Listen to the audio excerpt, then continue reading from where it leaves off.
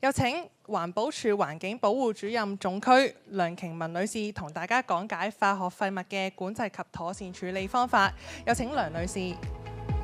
大家好，我係環境保護署環保法規管理科嘅環境保護主任梁瓊文。咁今日咧就會同大家講解一下化學廢物嘅管制啦，同埋佢嘅妥善處理方法嘅。咁呢個就我今日大概會講嘅大綱啦。咁首先咧，我會同大家講解一下究竟化學廢物嘅管制計劃係乜嘢啦。然後究竟乜嘢係為之化學廢物？之後咧，我就會再詳細咁講解一下作為化學廢物嘅產生者有啲咩責任。然後咧就會再介紹一下化學廢物嘅收集啦，同埋處置係點樣嘅。之後咧，我就會再介紹一下個運載記錄系統。同埋咧，就係講一講化學廢物嘅執法啦，同埋佢嘅罰則係啲乜嘢嘅。咁事不宜遲啦，我哋首先講下化學廢物嘅管制計劃究竟係啲乜嘢啦。咁化學廢物嘅管制計劃啦，其實係講緊，因為化學廢物咧係啲有害啦，同埋會對環境有害嘅一啲廢物嚟嘅。咁所以如果係立亂抌嘅話咧，係會對我哋人體嘅健康啦，同埋對環境咧都會有造成威脅啦，同埋有十分之嚴重嘅後果。咁所以咧，我哋抌化學廢物咧係受到一啲法例嘅規管嘅。咁其實係自1993年起啦，第354章嘅廢物處置條例同埋佢嘅附屬規例第354C章廢物處置化學廢物一般規例咧，就已經全面實施咗㗎啦。咁但係其實我哋主要成個管制計劃嘅主要目的係啲乜嘢咧？我哋係想確保化學廢物喺產生嘅地點，去到佢處置地點嘅時候，佢全部嘅部分咧都係可以確保到佢係妥善處置嘅。咁而我哋條例咧嘅規管啲乜嘢咧？佢係就簽發一個收集化學廢物嘅牌照同埋處置牌照。另外咧就係管制化學廢物嘅進出口去定製一啲條文嘅。咁而佢嘅規例啦，就住化學廢物嘅定義啦，究竟化學廢物產生者嘅登記啦，同埋管制、管有、儲存、收集、運輸同埋處置化學廢物嘅管制去制定條文嘅。咁頭先都有講到啦，呢個管制計劃係講緊由產生嘅地點去到處置嘅地點咧，都確保到呢個化學廢物係妥善咁樣處置啦。咁我哋叫呢一個計劃為之一個由始至終式嘅一個管制嚟嘅。咁喺呢個計劃入面咧，我哋主要有3大角色啦，分別係產生者啦、收集者啦，同埋一個處置設施。咁呢3大角色咧，其實都有佢哋嘅責任嘅。作為一個化學廢物嘅產生者啦，係需要向我哋環保署登記成為廢物產生者。另外咧，佢係需要妥善咁包裝、標識、儲存化學廢物。另外，亦都要揾持牌嘅收集商去收集一個化學廢物嘅。另外，作為化學廢物嘅收集商咧，喺運送同埋收集化學廢物之前咧，亦都需要向我哋環保署登記成為一個化學廢物嘅收集商，先可以收集同運送化學廢物嘅。而處置設施啦，同收集一樣啦，都係需要向我哋申領一個處置設施嘅牌照，先可以處置化學廢物嘅。咁我哋成個管制計劃咧，都有利用到一個運載記錄嘅系統，去監察住成個嘅付運記錄嘅。咁到底乜嘢係為之化學廢物咧？咁化學廢物咧，其實喺我哋規例入面咧有一個定義嘅，就係講緊喺任何嘅工序或者行業活動期間所產生嘅一啲冇用嘅廢料啦、污水或者一啲冇用嘅物質或者副產品。而呢啲物品入面咧，佢係含有我哋附表1所指明嘅一啲物質或者係化學品，而佢嘅狀態啦、數量啦或者係濃度係足以影響咗我哋嘅健康啦，或者係危害到我哋嘅環境。咁但係有一點咧係想提一提大家，就係喺我哋規例嘅第3條咧有講到啦，喺任何嘅家居產生嘅化學廢物咧係唔受我哋規例要求嘅限制嘅。咁到底規例嘅附表1有啲乜嘢咧？我哋附表1咧有分 A 部同埋 B 部嘅。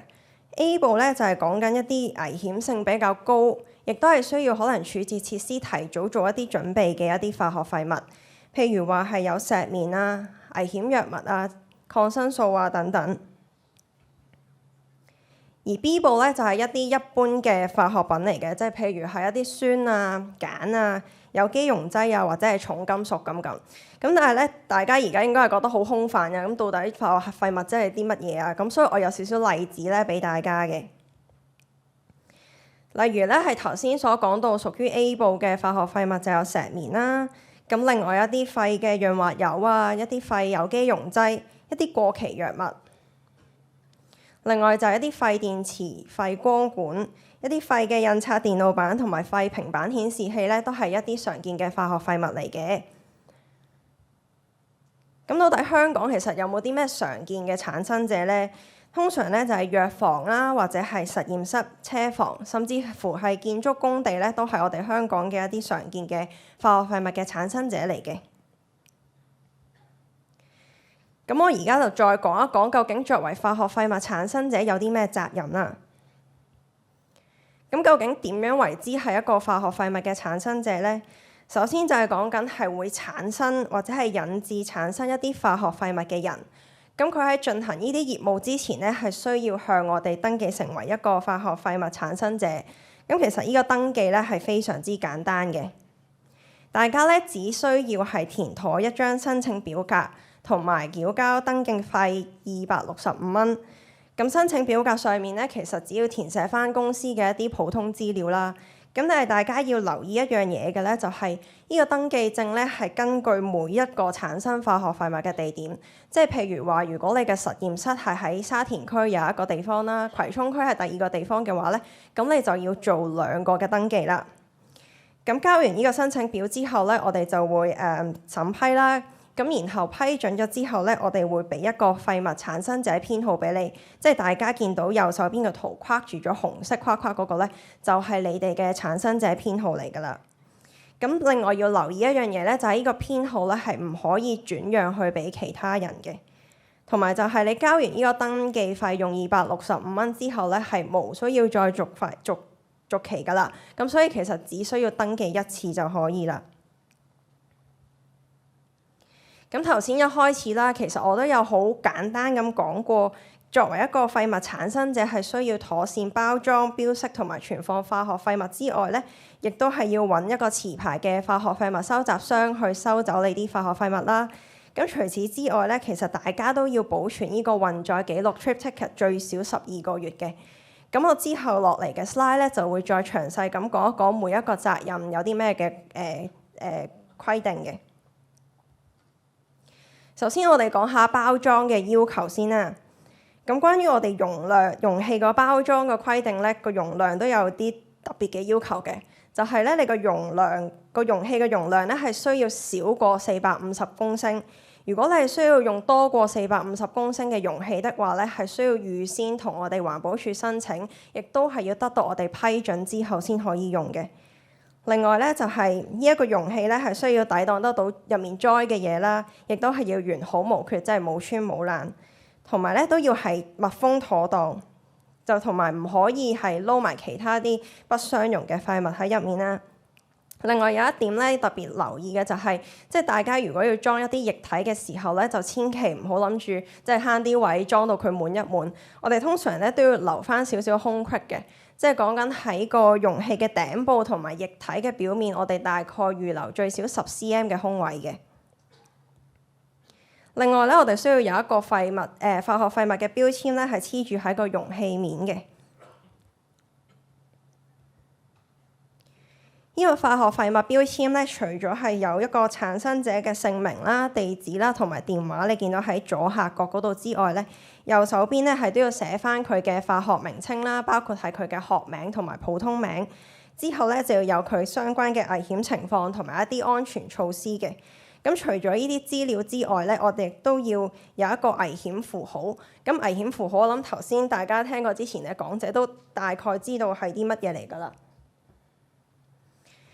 咁你右手邊見到咧係一啲一般嘅化學品嘅一啲危險符號啦，譬如係骷髏骨頭係代表有毒啦，另外係有個火焰嘅就真係代表易燃咁樣啦。咁呢個化學標籤咧，要黐實喺個容器嘅表面之外咧，另外就係佢上面嘅資料一定係要清晰可見，同埋唔可以俾其他部分遮蓋住嘅。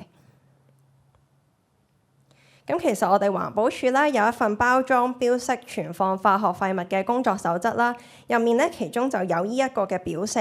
係列出咗一啲一般嘅化學物嘅一啲危害性嘅，咁大家可以參考翻啦。咁除咗參考我哋嘅工作守則之外咧，亦都係可以了解翻你個化學品嘅 SDS 或者 MSDS， 去睇翻究竟嗰個化學品係有啲咩危險性。咁除咗標識之外啦，作為一個產生者咧，亦都係需要提供一個合適嘅地方去暫存一啲已經存放咗化學廢物嘅一啲容器，而呢個地方咧主要咧只可以擺一啲化學廢物喺入面嘅。咁大家可以見到圖中嘅示意圖啦，我哋係要一個三面圍封嘅地方，而佢嘅不滲透牆同埋間隔咧係需要用一啲適用嘅物料嚟建造。出面咧就要有個寫住化學廢物 chemical waste 嘅廣告牌。另外唔相容嘅化學品咧係一定要分開咁存放啦。如果你係裝一啲液體嘅化學廢物的話咧，你個地下咧係要用一啲不滲透嘅物料嚟建造嘅，咁就係要嚟以防如果係有洩漏嘅時候咧，嗰啲液體唔會滲漏落地下。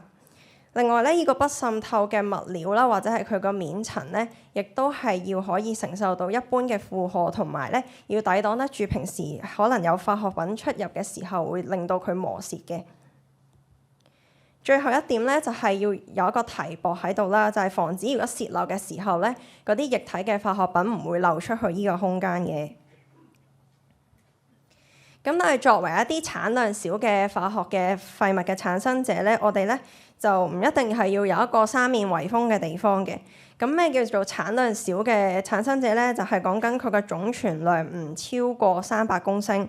咁只需要揾一個堅固嘅櫃或者係箱去裝住呢啲化學廢物咧就可以㗎啦。咁但係呢個櫃咧都有啲要求嘅，譬如我哋係要需要有一個儲漏盤啦，同埋有個不滲漏嘅裙腳。另外咧，佢個櫃咧係要頂得住裝滿晒容量嘅重量啦。咁除此之外咧，大家見到喺佢個側板咧，喺佢嘅頂部同埋底部咧都係有唔少嘅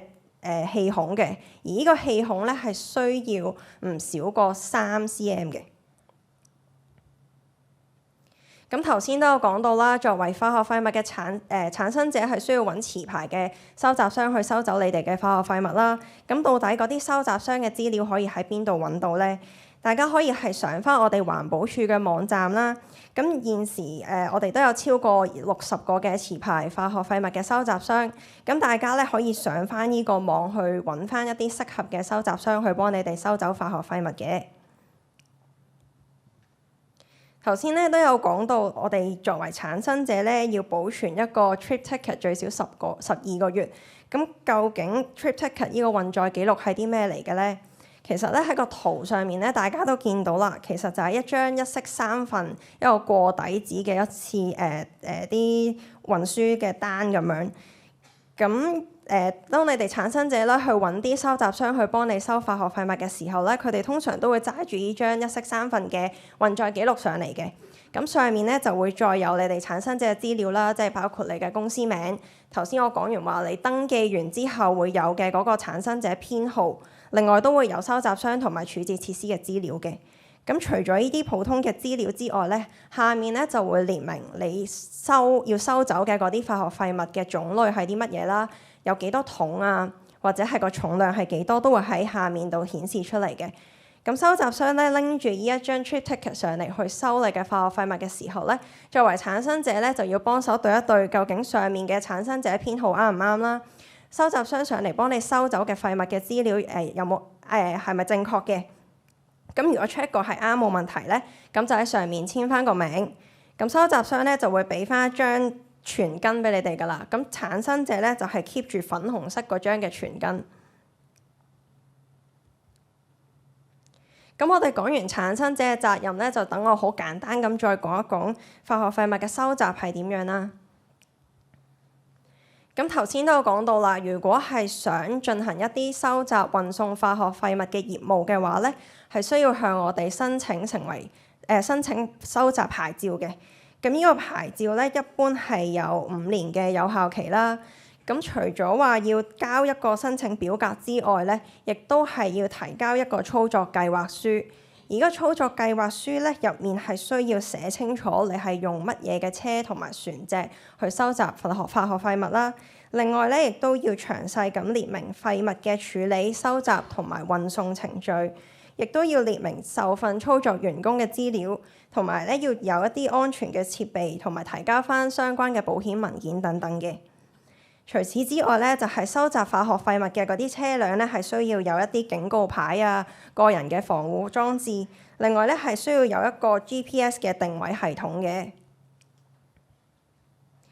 咁除咗收集牌照啦，頭先都有講到處置牌照啦。咁其實喺我哋化學廢物嘅處置咧，係講緊包括處理、加工同埋循環再造化學廢物嘅。而處置牌照嘅一般有效期咧，大概係3年。咁同收集牌照一樣啦，你哋係需要交返一個申請表格同埋一個操作計劃書。而操作計劃書入面咧，亦都需要寫明個廢物嘅接收安排啊、處理工序同埋一啲污染物嘅控制同埋監測等等嘅。咁同收集嘅牌照一樣啦，都係要寫明受訓嘅員工嘅資料同埋要提交返一啲保險文件。咁現時咧，香港最大型嘅化學廢物嘅廢物處置牌照咧，就係位於青衣嘅化學廢物處理中心 CWTC 啦。咁佢咧就可以處置大部分嘅化學廢物，即係包括係一啲廢棄藥物啊、有機溶劑咁樣嘅。咁除咗 CWTC 之外咧，我哋而家亦都有超過30間嘅私人廢物處置嘅設施啦。咁佢可以除咗處理一啲一般嘅化學廢物之外咧，亦都係會處理一啲廢鉛酸電池啊、廢電動車電池等等。咁我哋環保署咧，亦都有一個持牌嘅處置設施，就係新界西嘅堆填區啦。咁但係咧，因為我哋要為咗減少堆填區嘅負擔啦，咁所以除咗一啲廢石棉啦，或者係一啲受化學品污染嘅一啲器皿，即係講緊其他嘅處置設施處置唔到嘅時候咧，我哋先會係送到去新界西嘅堆填區嘅。咁我而家就再講一講究竟個運載記錄制度係點啦。嗱，頭先其實我都有好簡單咁已經講咗咧，呢一個運載記錄係一個1式3份嘅紙本嘅 trip ticket 啦。咁其實可以見到咧，喺產生者填寫完資料之後咧，你會留底嘅咧，嗰張就係一張粉紅色嘅副本嚟嘅。咁收集商咧揸住張 trip ticket 去到一個處置設施嘅時候咧，收集商就會 keep 翻黃色嘅副本啦。咁去到最後接收站咧，就會 keep 一個白色嘅正本。咁如果係作為收集商同埋接收站嘅話咧，係每個月係需要向我哋去提交翻呢個運載記錄嘅。咁我哋咧其實喺23年5月嘅時候咧，就推出咗一個電子運載記錄系統啦。咁我喺度都想講多少少嘅。咁其實呢個電子系統咧，其實就同個紙本嘅模式係一模一樣嘅。咁但係佢個電子系統咧就包含住一個網頁啦、一個應用程式同埋一堆智能卡嘅。咁智能卡大家喺右下角見到啦，就係每一個角色咧都會有翻佢所屬嘅智能卡。譬如你係產生者的話咧，就會有一張黃色嘅智能卡；如果你係一個收集者嘅話咧，就會有一張綠色嘅智能卡。咁個應用程式咧，其實主要咧係個收集商用嘅。其實個概念係有少少似順豐速遞咁樣啦。咁個收集商咧就會揸住呢個應用程式，即係揸住佢嘅電話安裝咗呢個應用程式上嚟幫你收走呢啲化學廢物嘅時候咧，你只要對一對電話上面嘅廢物嘅資料同埋你啲產生者編號係唔係正確。如果正確嘅話咧，喺個電話上面簽翻名咧，咁就其實已經係代替咗成個紙張嘅嗰個過程㗎啦。咁但係作為產生者，你話啊，如果我冇一張紙本嘅即係粉紅色嗰張全根，咁我咪冇得 keep 個 trip ticket 最少12個月咯咁樣。咁其實個網頁版咧就係俾你哋登入翻入去，然後下載翻一張電子嘅 trip ticket，即係右上角見到嘅嗰個 PDF 嘅 file 咧，咁就其實可以㗎啦。咁呢度咧都想同大家講一講啦。其實我哋上年12月起咧，呢個電子嘅運載記錄咧已經取代咗紙張嘅版本啦。咁換言之咁講咧，就係收集商其實有機會佢唔再拎住嗰張1式3份嘅紙張嘅電子記錄上嚟，佢可能係會揸住個電話 download 咗我哋個 app， 然後就上嚟幫你哋收走啲化學廢物㗎啦。咁最後啦，我都想講一啲化學廢物嘅執法啦，同埋罰則。咁我哋環保署咧係嚴格管制化學廢物嘅產生者啦、收集者啦同埋處置設施嘅。我哋嚴厲打擊一啲相關非法活動，亦都會根據情報去進行監察同埋執法嘅行動，亦都會係監察唔同嘅區域同埋地點，包括係一啲露天嘅回收場啊、車房啊或者係工廠大廈等等。咁以下落嚟咧，我會同大家講兩個案例嘅。第一個案例咧就係有關一個非法收集廢鉛酸電池嘅案例嚟嘅。咁首先咧，鉛酸電池係因為含有一啲有害嘅物質啦，譬如話係鉛啊、硫酸等等。咁如果係唔妥善處置嘅話咧，係會對人體同埋對環境都會造成威脅嘅。咁所以咧，其實廢鉛酸電池咧係界定為一個化學廢物，係受到相關嘅法例嘅監管嘅。咁我哋睇翻頭先個案例啦，除咗佢係屬於一個非法收集，即係佢冇一個化學廢物嘅收集牌照去收化學廢物之外咧，佢另外嗰兩間車房咧，亦都係非法佢冇妥善咁樣包裝好同埋標識好呢啲化學廢物，所以咧係違法咗我哋嘅條例同埋規例啦，咁所以最後係被檢控嘅。而另外第二個案例咧，就係有關非法收集同埋非法處置一啲廢偈油。咁喺呢個案例入面咧，我哋係收到啲情報，然後進行一啲執法嘅行動啦。咁然後我哋就發現咧有一架非法嘅貨車就去咗一個車房度，然後收咗一啲廢偈油同埋廢鉛酸電池去咗一個無牌嘅處置設施。咁最後係被罰款啦，因為佢無牌收集之餘咧，個處置設施亦都係冇攞到我哋化學廢物嘅處置牌照啦。咁除此之外咧，除咗罰款咧，大家都要留意翻就係我哋喺案例一檢獲咗嘅一啲廢偈油咧，最後都係俾法庭充公埋嘅。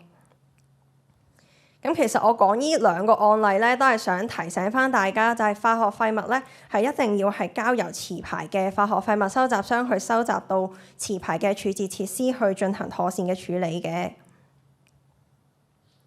另外咧，我呢度都有啲違反咗我哋嘅規例同埋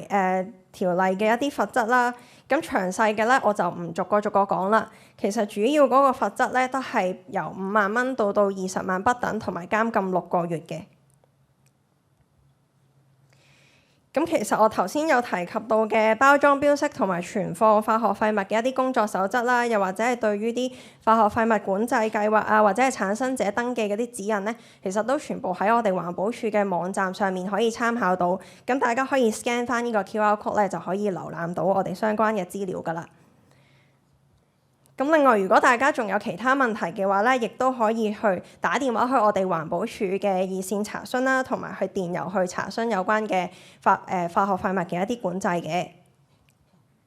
咁我今日嘅分享就到呢度啦，多謝大家。